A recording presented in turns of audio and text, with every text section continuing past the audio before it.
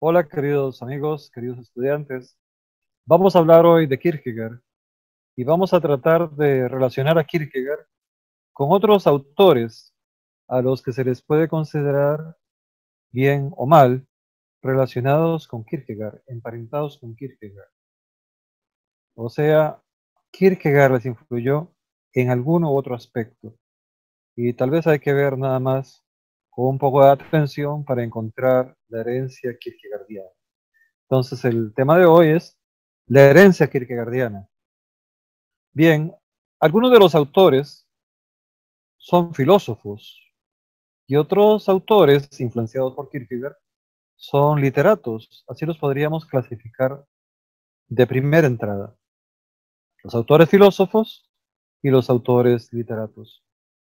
Los autores filósofos, ya en otra sesión tocamos un poco de ellos cuando hablamos de las características del existencialismo y si Kierkegaard era o no existencialista, pero podemos repasarlo muy rápidamente. Autores filosóficos, inicialmente, como Heidegger, coinciden en algunos temas con Kierkegaard, en otros definitivamente no. Coinciden, por ejemplo, en la necesidad de descubrir la verdad y que esa verdad sea subjetiva, nazca de la vida humana misma, de tratar de explicar la vida humana misma. Pero mientras que para Kierkegaard la verdadera subjetividad es aquella que se identifica verdadera, auténticamente, libremente con la subjetividad infinita, para Heidegger es el descubrimiento de el ser ahí que a sí mismo se autoconstruye y entiende que en caso de no construirse a sí mismo, habría pues construido de una manera defectuosa su persona y por eso mismo se había autodescalificado, desautenticado de lo que prometía convertirse como ser humano y no ha asumido entonces ese tipo de ser humano la historia a la que debió comprometerse como tal. Podemos entender también una influencia en Abanchano, donde cierta angustia, cierto malestar espiritual es el motivo para que el hombre reflexione, recapacite, pero más que en un sentido negativo, en un término de aprobamiento de los distintos instantes en que consiste la vida. La vida como aprovechamiento del instante, como creación libre del instante, como búsqueda de un infinito, con una sed finita, pero real y verdadera. Podríamos encontrar un caso similar en Martin Buber, aunque Martin Buber es una excepción en esta regla, porque da la casualidad que Martin Buber es judío y Kierkegaard es protestante, ortodoxo, si se quiere, o tradicionalista, moravo, pero también los dos están fuertemente impactados por la manera desastrosa en que los hombres pueden hacer sus vidas, de la forma más descuidada, más desorganizada, con el propio abandono y desprecio por sí mismos. Y entonces, en ese sentido, para Buber, hay necesidad de establecer primero un diálogo con uno mismo, posteriormente con los demás, y en ese diálogo mutuo entre yo y yo mismo, entre yo y luego tú, se establece sin querer queriendo una comunión con la naturaleza, donde se descubre un ser trascendente. Aquí no se precisa un salto, porque lo que da lugar a la identificación con el ello es el proceso gratificante, placentero, dadivoso de encontrar la comunicación, el diálogo, como realización en plenitud de vida. No hay salto, hay plenitud de gozo por el diálogo. Y otro autor también que tiene que ver con Kierkegaard, y menciona a Kierkegaard en algunos de sus libros, definitivamente es Jean-Paul Sartre. Sartre, cuando habla de Kierkegaard, habla muy poco, pero en un sentido, si se quiere, muy rotundo. En la conferencia del existencialismo es un humanismo, El sabor que deja haber escuchado o leído a Sartre es un sinsabor. Es haber tocado una fruta ácida y haber bebido durante 20 minutos de ese ácido. Más o menos las palabras son: Kierkegaard desespera, Kierkegaard lamenta, Kierkegaard nos enfrenta con la experiencia espiritual del pecado, Kierkegaard hace del hombre un ser abandonado en la naturaleza. Se queda con esa imagen, no con la imagen del hombre que salta, no con la imagen del hombre de fe, sino con la imagen del hombre que básicamente es desesperación. Entonces le da muy poco lugar a la fe como esperanza. Porque precisamente Kierkegaard sería una persona que arrebata al espíritu su lugar y le da su lugar pese a las necesidades materiales, pese a las limitaciones físicas que se puedan tener, a las limitaciones de medio que se puedan tener. El hombre en Kierkegaard se atreve. En Sartre el hombre también se atreve, pero su atrevimiento es básico contra Dios. Por eso hay una expresión en las obras de teatro, sobre todo de Sartre, que suena patética. Si tú eres, y estoy refiriéndome a las moscas, si tú eres verdaderamente Dios, te lo concedo que seas Dios. Pero lo que no te concedo es que quieras quitarme mi libertad, porque si ciertamente me has hecho libre para ir contra ti. Y mi forma de ir contra ti es decir que mi vida no sería posible si tú existes. Ese es el argumento de peso de Sartre que lo hace diferente en peso al argumento existencial de un Kierkegaard. Dios se puede refutar con todo el peso de la voluntad y a partir de esa refutación Dios deja de existir. Kierkegaard diría, efectivamente podemos hacer eso, pero Dios sigue existiendo. Y la consecuencia es la degradación del espíritu. El espíritu humano está hecho para una perfección, pese a la tensión que tiene. El espíritu de Sartre no soporta la tensión y tiene que desesperar de sí mismo y darse un lugar desde sí mismo, negando, por rebote lógico de una lógica extraña, diría Kierkegaard, negando la posibilidad de brincar al infierno. Pareciera que no hay coherencia en negar Sartre el salto. Pareciera que no hay coherencia, porque lo que hay es una argumentación de la excesiva libertad del hombre, porque Dios precisamente no existe. Podríamos decir, efectivamente el hombre podría tener una excesiva libertad y Dios seguir existiendo, siendo un Dios cristiano que permite la libertad incluso contra él, como se insinúa en las moscas, como afirma Kierkegaard, como afirma Tomás de Aquino, como afirma Epicuro. Pero eso no quita que Dios existe. Lo deja como una posibilidad, tal vez, pero eso no lo quita. Entonces el tema de Dios es en Sartre un tema muy álgido, si lo comparamos con el tema de Kierkegaard. Y hay otro tema en Sartre que tiene mucha conexión con Kierkegaard. Es el tema psicológico. El ser y la nada es definitivamente la obra ontológica, fenomenológica, más, de más peso que escribió Sartre. Y ahí está destinada una parte muy gruesa a elaborar un nuevo psicoanálisis, el psicoanálisis existencial. Y hay fuertes componentes que recuerdan a Kierkegaard. Hay que desmenuzarlo poquito a poco, pero hay fuertes componentes que recuerdan a Kierkegaard. Voy a citar nada más algunos porque resultan sumamente atrayentes, estimulantes, desde el punto de vista de facilitar un estudio comparativo. Por ejemplo,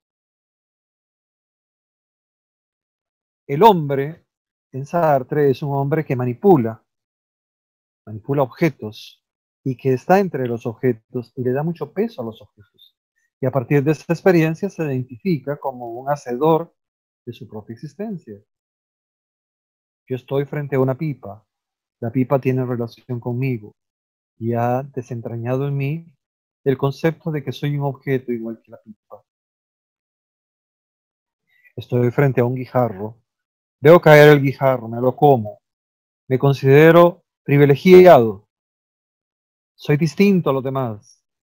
Muerdo el guijarro y acabo de decapitar a un gusano que vivía como casa, tenía como casa el guijarro. Ahora soy un asesino.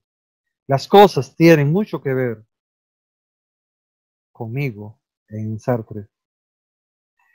Pero además de eso, los juicios de los autores de Sartre son juicios que están repletos de angustia. Al contrario de en Kierkegaard, donde la angustia es una experiencia de soledad, en Sartre es una experiencia de convivencia. Los otros me causan esa angustia existencial que prácticamente es una molestia que produce el vómito, el deseo de la náusea. También podríamos encontrar que hay una especie de necesidad universal en los personajes psicoanalíticos, en la argumentación de la vida psicoanalítica de Sartre. Hay una especie de necesidad, de urgencia en los planteamientos psicoanalíticos de Sartre. Esa urgencia está a partir de las potencialidades humanas. El hombre tiene que necesariamente elegir. Siempre tiene que elegir. En frase muy discutida, ¿de quién la dijo primero? Sartre dice que el hombre está condenado a la libertad. Lo dice alrededor de 1943. Ortega y Gasset la dijo en 1914 y posteriormente en 1922.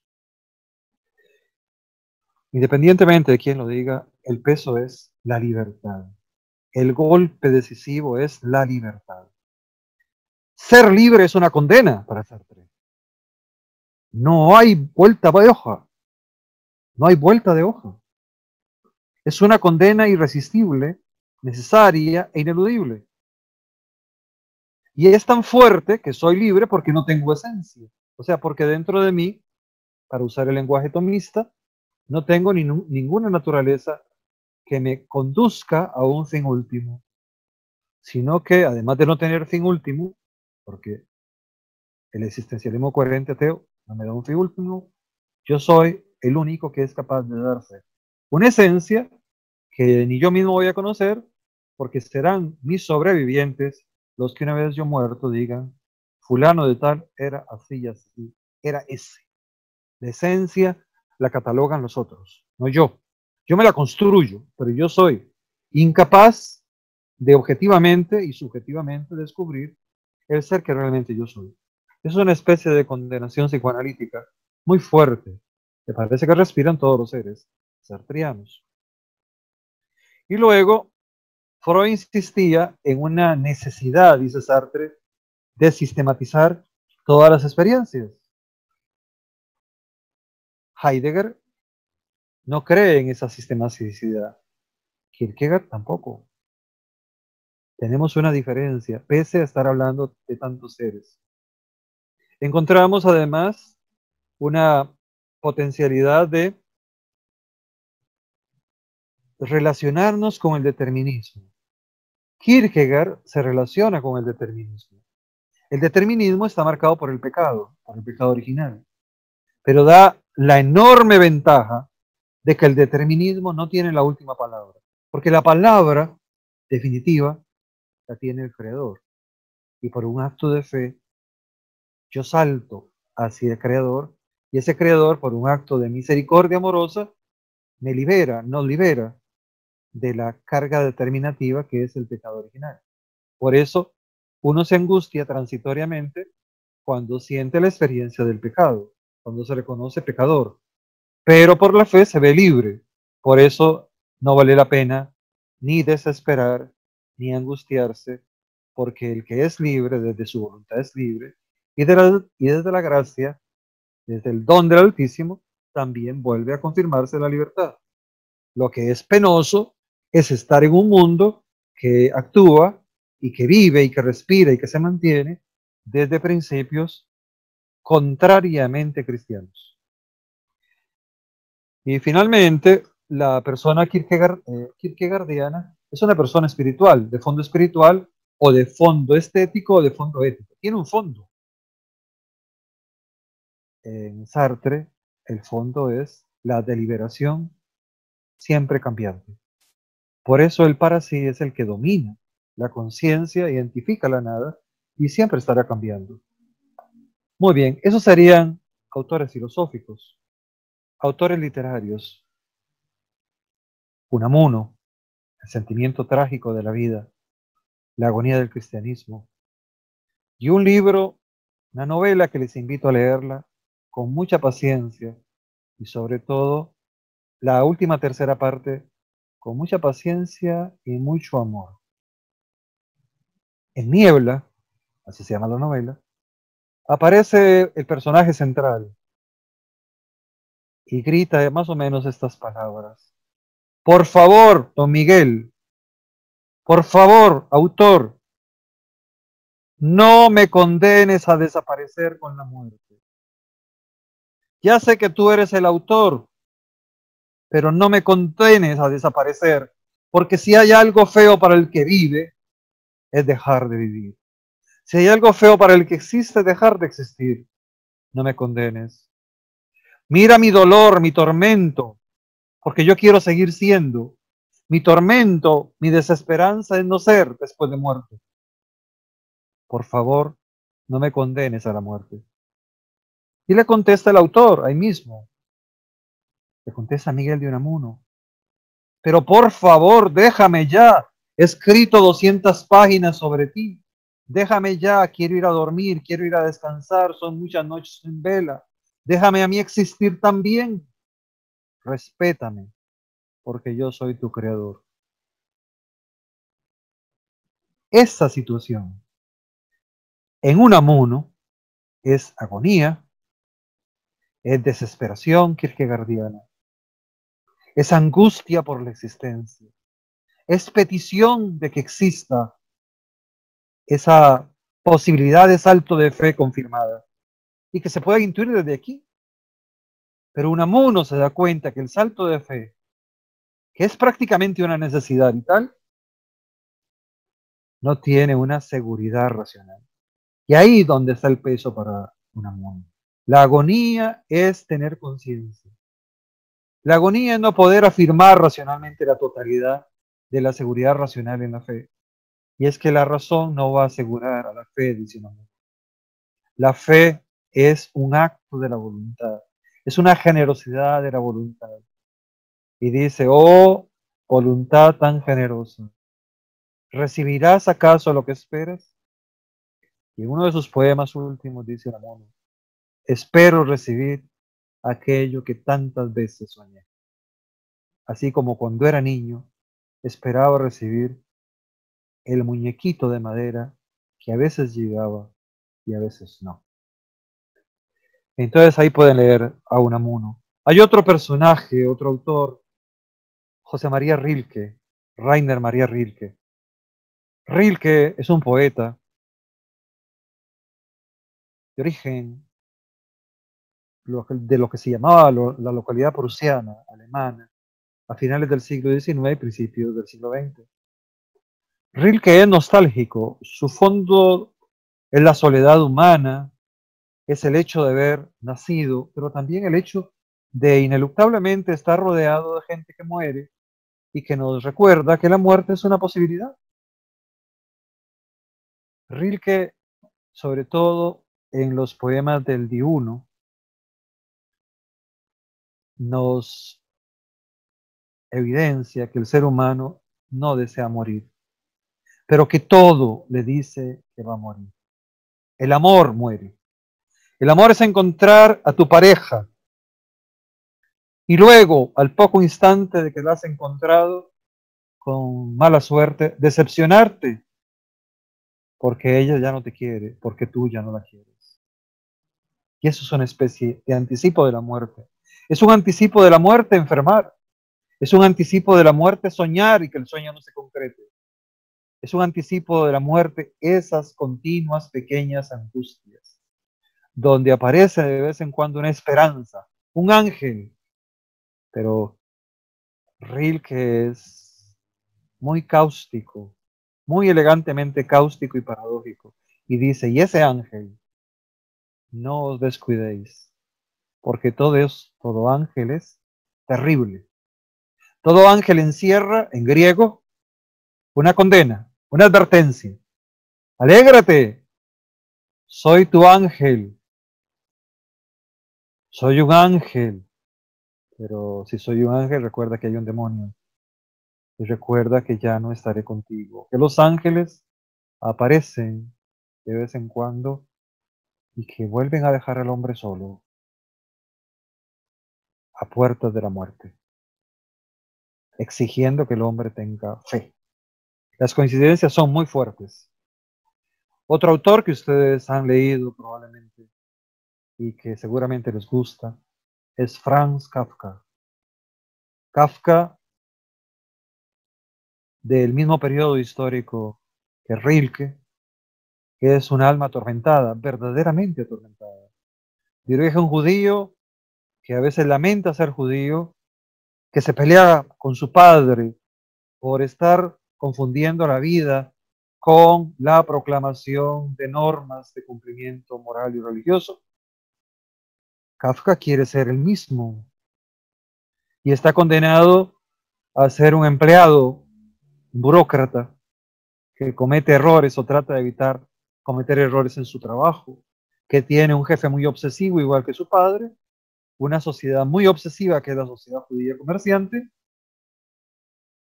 y que además de eso le prohíbe la facilidad de una vida tranquila, cómoda, tal vez pobre, como escritor, pero cómoda. Y empieza a escribir en sus noches la muralla china.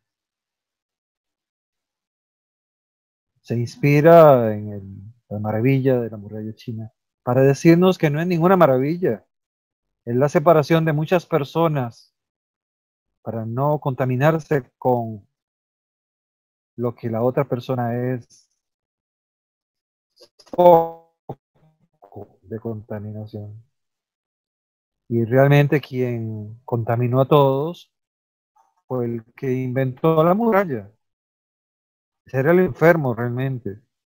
El que impide el amor, el contacto, el que todo lo crea en desesperanza, el que no permite descubrir la monstruosidad de vida en que a veces nos encajamos. En ese sentido, Kafka es kierkegaardiano.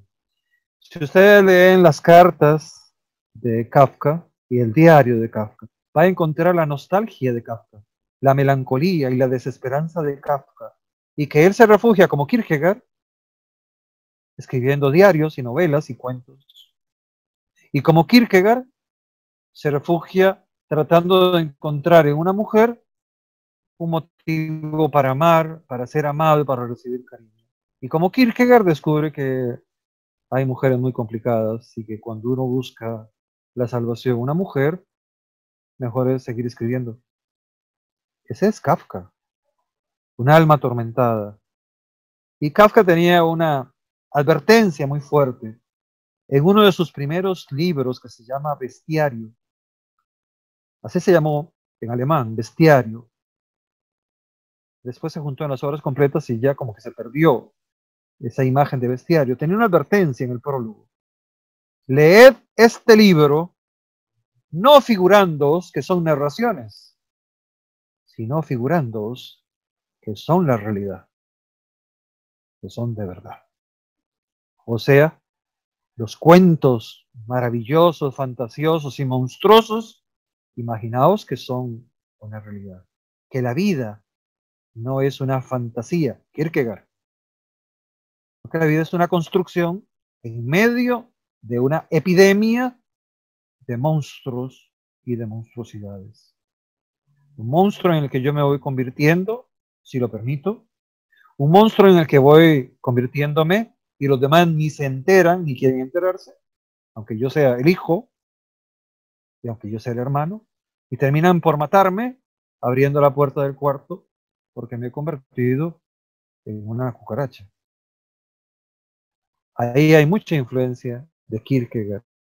Y él mismo lo confiesa en el diario. Kierkegaard me ha impactado. No puedo dormir una sola noche sin leer pasajes de Kierkegaard. Qué manera de escribir. Esto sí era ser escritor. Lo dice Kafka en uno de sus diarios y lo repite continuamente a las cartas a sus enamoradas.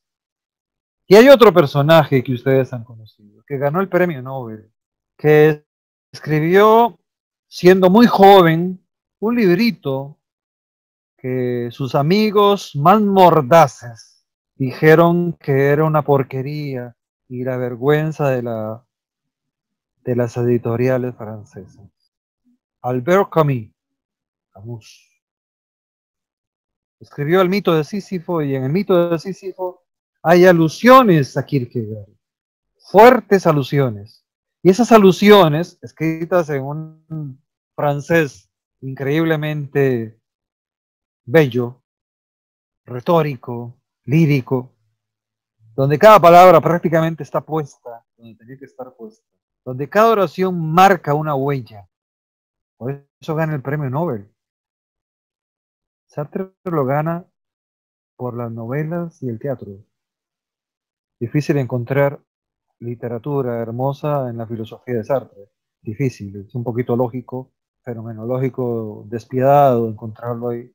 Pero en Camus es al contrario. En toda su obra hay una diafanidad lírica que se combina, como en Kierkegaard, con una desazón por la experiencia del ser humano, diríamos para usar el lenguaje kierkegaardiano, que tiene la posibilidad de pecar y peca.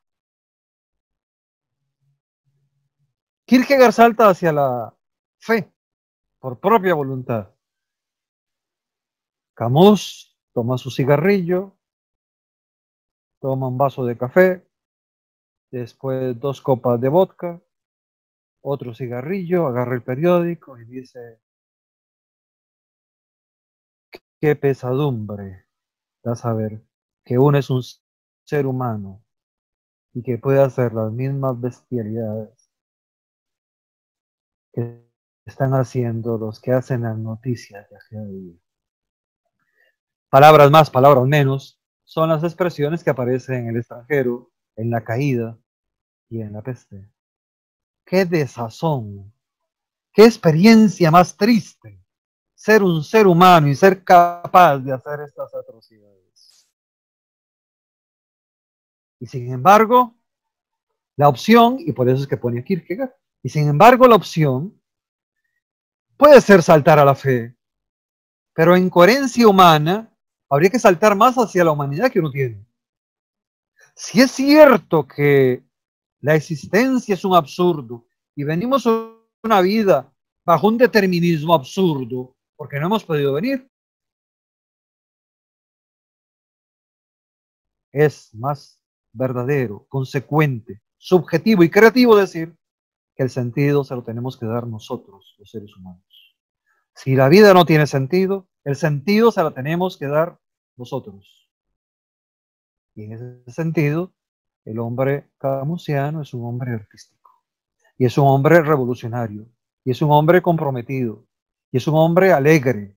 Y es un hombre que supera la absurdidad con la creatividad. Por eso Kafka al final es el que complementa al mito de Sísifo. Kafka con sus personajes rebeldes. Aceptemos la monstruosidad como es, pero denunciémosla. Denunciémosla para que la monstruosidad cambie. Y cambia cuando nosotros, con nuestra voz, vamos diciendo, mirad el montón de monstruos, mirad el montón de monstruos. Y la gente empieza a darse cuenta que aquello que era tan natural no es tan natural. Y que el fogonero se muere de hambre, y que la muralla china existe por algo, y que la tristeza, si bien a veces existe, a veces también tiene una condición de injusticia social que la provoca. Y hay otros autores que ustedes podrán encontrar en las librerías. Todos estos autores maravillosamente los encuentran en librerías alrededor de la universidad. Hay una autora muy poquito leída, por lo menos a nivel filosófico, y que a mí me gusta mucho, me enamora mucho el estilo de ella. Susan Sontag. Susan Sontag tiene un librito, no les vale, voy a decir uno, pueden buscar todas las obras de ella, que se llama Yo, etcétera. Yo, etcétera. O sea, yo, y ahí pongo usted, etcétera, ¿no? Yo me fui a comer, yo me dormí, yo, etcétera. ¿Quién es usted? Etcétera. Uno entre más, uno en la multitud. ¿Cómo que uno entre la multitud? Qué tristeza. Ahí está Kierkegaard, ¿no? La multitud mata, la multitud desaconseja, la multitud quita la razón de ser, la multitud es anodina, te convierte en nada, en superfluo. Date tú mismo el valor. Date tú mismo el valor de pensar, date tú mismo el valor de existir, de ser libre. Esa es su sazón tan. Y para eso, a veces hay que ser político, a veces hay que ser escritor, sobre todo hay que ser uno. Y quedarse solo si fuera necesario, porque a veces encontrar el compañero, la pareja, la persona para compartir una idea puede ser también un imposible que ha creado una sociedad de múltiples, de masas.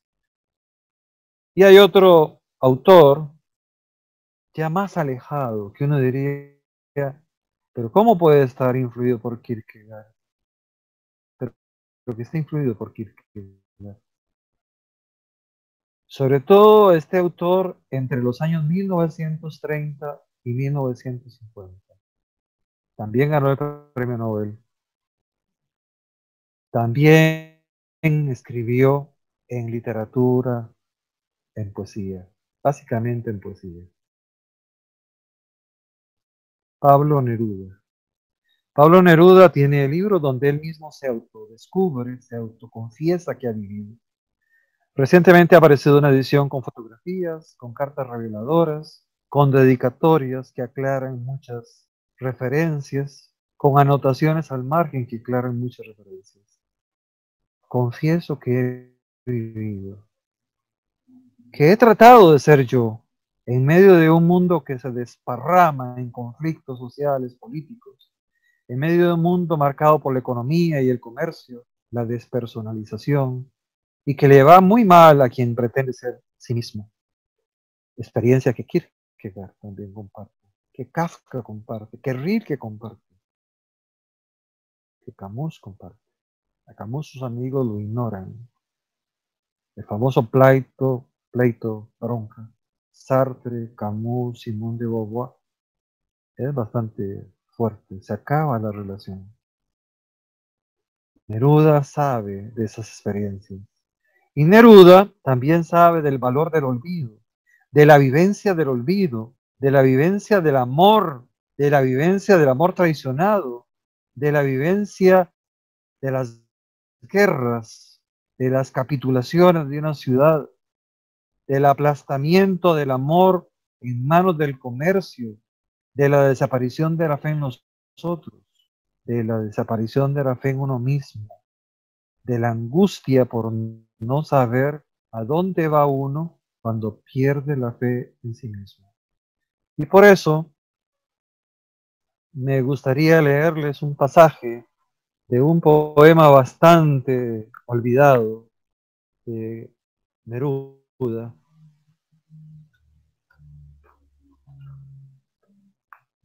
que se llama Sonata de la Desorientación. En uno de los números, al final, porque el poema se divide en números, al final se pregunta Pablo Neruda: ya no tengo sed ni hambre de alegría, beberé torvamente los rastros de la vida. Desgarraré los gajos de mi quietud enferma para hacerme un descanso donde vivirme solo y sin llegar mi cuerpo, liquidaré mis células en un torrente de odio. ¿Por qué? ¿Por qué?